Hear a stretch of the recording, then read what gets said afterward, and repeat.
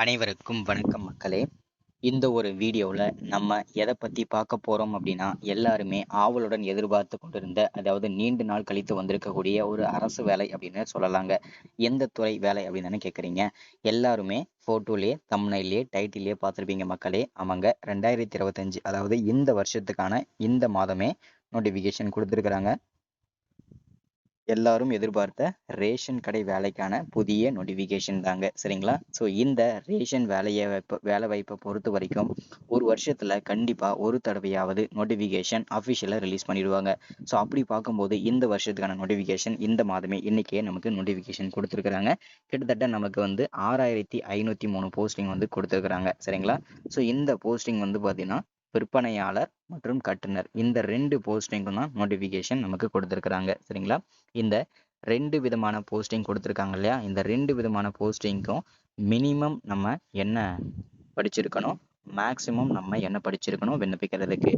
Minimum என்ன சம்பளம், maximum நமக்கு என்ன சம்பளம், அதை பற்றின அப்டேட் பார்க்க போகிறோம். மினிமம் என்ன ஏஜ் இருக்கணும், மேக்சிமம் என்ன ஏஜ் இருக்கணும், மினிமம் இந்த வேலைக்கு விண்ணப்பிக்கிறதுக்கு வந்து என்னென்ன டாக்குமெண்ட்லாம் வேணும், என்னென்ன ஃபார்மெட்டில் வேணும், இது எல்லாமே தெரிஞ்சுக்கணும். அதே மாதிரி இந்த ரேஷன் வேலைவாய்ப்பை பொறுத்த வரைக்கும் நம்ம எந்த போஸ்டிங்கை சூஸ் பண்ணணும், ஸோ அதை பொறுத்தனா நம்ம தெளிவான விளக்கமாக நம்ம கொடுக்க போகிறோம். நம்முடைய ஸ்ட்ராட்டஜியுமே இதில் பயன்படுத்த போகிறோம். ஸோ எந்த போஸ்டிங் நம்ம இதில் வந்து பார்த்தீங்கன்னா எந்த விதமான எக்ஸாமுமே கிடையாது இல்லையா? அதனால் எவ்வளோ மார்க் எடுத்துருக்கிறவங்க எந்த போஸ்டிங்கை சூஸ் பண்ணணும், விற்பனையாளர் சேல்ஸ்மேனை சூஸ் பண்ணணுமா, இல்லை கட்டுனர் ஓகேங்களா பேக்கரை சூஸ் பண்ணணுமா, இந்த 2 போஸ்டிங்கில் எந்த போஸ்டிங்கை சூஸ் பண்ணணும், எந்த போஸ்டிங்கை சூஸ் பண்ணால் நமக்கு ஈஸியாக வேலை கிடைக்கும், அதற்கு நம்ம என்ன பண்ணணும், ஸோ இது எல்லாமே தெளிவாக பார்க்க போகிறோம். ஸோ இது எல்லாமே நம்ம வந்து பார்க்குறதுக்கு முன்னாடி நமது கவர்மெண்ட் ஜாப் டெய்லி அப்டேட் சேனலுக்கு இப்போதான் நீங்கள் ஃபர்ஸ்ட் டைமாக முதல் முறையாக நமது சேனலை பார்க்குறீங்க, நமது வீடியோவை பார்க்குறீங்க அப்படின்னா மறக்காமல் சப்ஸ்கிரைப் பண்ணிவிட்டு பக்கத்தில் இருக்கிற பெல் பட்டனை கிளிக் பண்ணி ஆளுன்ற ஆப்ஷனில் போட்டு வச்சுக்கோங்க. அப்போ தான் நம்ம போடக்கூடிய அரசு துறையிலிருந்து வரக்கூடிய எல்லா விதமான கவர்மெண்ட்டோட ஜாப்ஸ் அப்டேட்ஸ் நோட்டிஃபிகேஷன் இது எல்லாமே நீங்கள் உடனுக்குடனே நமது சேனலில் ஈஸியாகவே துல்லியமாகவே தெரிஞ்சுக்க முடியுங்க, சரிங்களா? ஸோ அது மட்டும் இல்லாமல் உங்களுடைய ஃப்ரெண்ட்ஸ் ரிலேட்டிவ்ஸ் காண்டாக்டில் இருக்கக்கூடியவங்க எல்லாருக்கூடயும் ஷேர் பண்ணிங்கன்னா ரொம்ப ரொம்ப பயனுள்ளதாக இருக்குங்க, சரிங்களா? சரி, ஓகே, வாங்க வீடியோக்குள்ளே போயிட்டு இதற்கான முழு அப்டேட்டுமே நம்ம தெரிஞ்சுக்கலாம். வீடியோ ஸ்கிப் பண்ணாமல் முழுமையாக பாருங்கள், சரிங்களா? ஸோ இங்கே தெளிவாக கொடுத்துருக்குறாங்க பாருங்கள், தமிழ்நாடு ரேஷன் ஜாப் ரெக்ரூட்மெண்ட் 2025 புதிய நோட்டிஃபிகேஷன் தாங்க, சரிங்களா? ஸோ இந்த வேலைவாய்ப்பு நமக்கு எங்கேருந்து வந்திருக்கு அப்படின்றத முதல்ல தெரிஞ்சுக்கணுங்க. இந்த ரேஷன் வேலை எல்லாமே கூட்டுறவுத்துறையின் கீழ் தான் செயல்படுது. அதனால் கூட்டுறவுத்துறையில் தான் இந்த வேலைவாய்ப்புக்கான நோட்டிஃபிகேஷன் கொடுத்துருக்குறாங்க. ஸோ நமக்கு வந்து இந்த வேலைவாய்ப்பானது வந்து தமிழ்நாடோட கவர்மெண்ட் ஜாப் தாங்க, நிரந்தரமான ஒரு அரசு வேலை தான். இது பகுதி நேரமாகவோ இல்லை வந்து கான்ட்ராக்ட் பேஸ் பண்ணியோ அந்த மாதிரி எதுவுமே கிடையாது. நிரந்தரமான ஒரு அரசு வேலை தாங்க, சரிங்களா? So total number of vacancy அப்படின்னு பார்த்தோம்னா நமக்கு 6503 போஸ்டிங் கொடுத்துருக்குறாங்க. ஜாபோட லொக்கேஷனை பொறுத்த வரைக்கும் நமக்கு 38 மாவட்டத்தில் எங்கே மாவட்டம் வேணுனாலும் உங்களுக்கு போஸ்டிங் கொடுப்பாங்க. நீங்கள் ஒர்க் பண்ணுறதுக்கு ரெடியாக தான் இருக்கணுங்க, சரிங்களா? ஸோ இதுதான் வந்து ரூல்ஸு.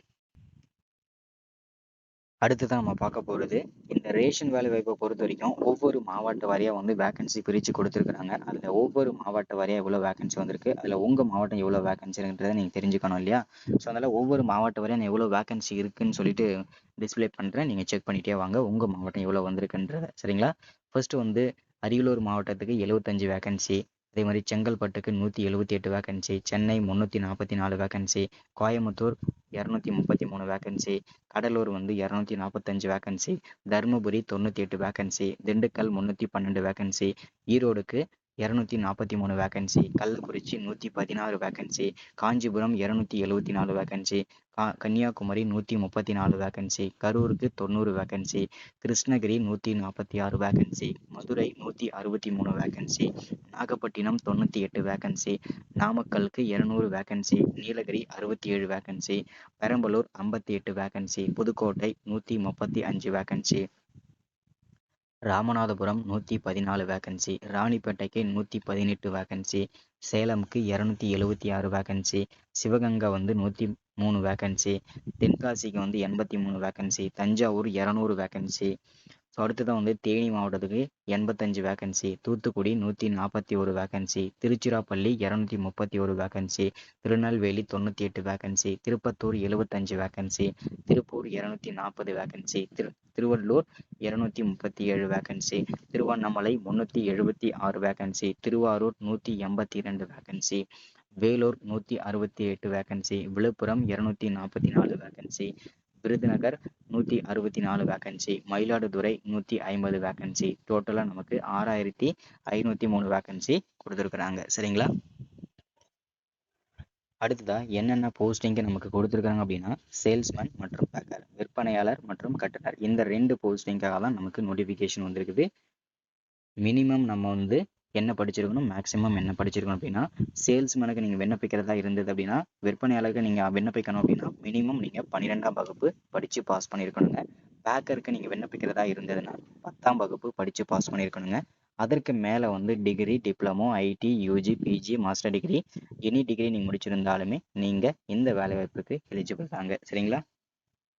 அடுத்ததான் ஏஜ் லிமிட்டை பொறுத்த வரைக்கும் பார்த்தீங்கன்னாக்க, ஓசி கேண்டிடேட்டாக இருக்கீங்கன்னா 18 வயசுலேருந்து 32 வயசு வரைக்கும் விண்ணப்பிச்சுக்கலாம். ஒருவேளை SC, SCA, ST, MBC, DC, BC, BCM, ex serviceman, PW candidate இந்த கேண்டிடேட்டாக இருக்கீங்கன்னா நீங்கள் 18 வயசுலேருந்து 50 வயசு வரைக்கும் கூட விண்ணப்பிச்சுக்கலாம். உங்களுக்கு ஏஜ் லிமிட்டே கிடையாது. அதே போல தான் விண்டோஸ் ஆல் கேண்டிடேட்ஸ்க்கு வந்து 18 வயசுலேருந்து மேக்ஸிமம் ஏஜ் லிமிட்டே கிடையாதுங்க. ஓசி எக்ஸ் சர்வீஸ்மேன் கேண்டிடேட்க்கு 50 வயசு வரைக்கும் விண்ணப்பிச்சுக்கலாம். ஓசி பிடபிள்யூஆர் இருக்கீங்கன்னா 42 வயசு வரைக்கும் விண்ணப்பிச்சுக்கலாங்க. ஸோ அடுத்ததான் வந்து சேல்ஸ்மேனுக்கு அப்ளை பண்ணிங்கன்னா உங்களுக்கு ஃபீஸ் வந்து 100 150 ஃபீஸும், பேக்கருக்கு வந்து விண்ணப்பிக்கிறதா இருந்தீங்கன்னா 100 ஃபீஸும், அது எஸ்சி, எஸ்சிஏ, எஸ்டியாக இருக்கீங்கன்னா உங்களுக்கு ஃபீஸ் வந்து கிடையாது, ஃப்ரீயாக நீங்கள் விண்ணப்பிச்சுக்கலாம்.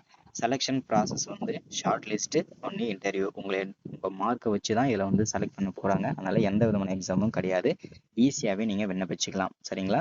ஸோ இதில் வந்து பார்த்தீங்கன்னா நீங்கள் விண்ணப்பிக்கணும் அப்படின்னா வரக்கூடிய 15ஆம் தேதியிலிருந்து நீங்கள் விண்ணப்பிக்கிறது ஸ்டார்ட் பண்ணலாம். ஸோ அதற்கான லிங்க்குமே நான் வந்து அடுத்த வீடியோவில் எப்படி விண்ணப்பிக்கணும், எந்த போஸ்டிங்கை சூஸ் பண்ணணும், என்ன காரணத்திற்காக சூஸ் பண்ணணும், ஸோ எனக்கு கண்டிப்பாக அரசு வேலை வேணுன்றவங்க என்ன பண்ணணும், ஸோ என்னென்ன டாக்குமெண்ட் வேணும், என்னென்ன டாக்குமெண்ட் என்னென்ன ஃபார்மெட்டில் வேணும், அடுத்த வீடியோவில் தெளிவாக இருக்கும். வீடியோவை ஸ்கிப் பண்ணாமல் பார்த்த அனைவருக்கும் ரொம்ப நன்றிங்க.